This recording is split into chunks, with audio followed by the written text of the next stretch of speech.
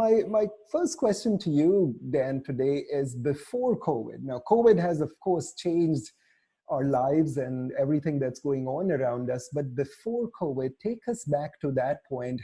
What were you and the team at Verint doing with regards to webinars and events before COVID struck? So I want you to spend a few minutes on that before we talk about what happened with COVID. Sure, and as you might expect, I think what we were doing was very traditional. We were certainly using webinars and live events as a significant part of our demand gen processes. Webinars have been very successful over time, and so have our live events, whether those are going to trade shows, but specifically, and I know we'll talk about it some, our big user conference that has been live on site for many years is called Engage. And between webinars and those live events, that they probably traditionally made up a very large percentage of the leads that the marketing team has generated. So fairly traditional up until COVID. I don't think anything has been traditional for anybody since COVID came along. That's right. Let's segue into that a bit then. So the COVID shutdown started happening around mid-March. I remember distinctly it was a Thursday, at least here in Atlanta, when things officially started shutting down. So walk us through, how COVID started altering your plans and how Q2 ended up being, what happened since. Well, again, probably typical of everybody that might tune into this, everything changed from a marketing standpoint.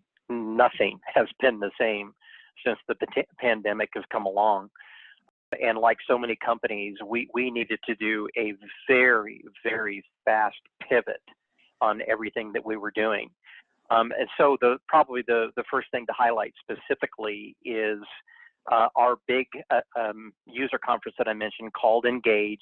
We had been planning that for many, many months coming up to this last March, and it was scheduled for the middle of May.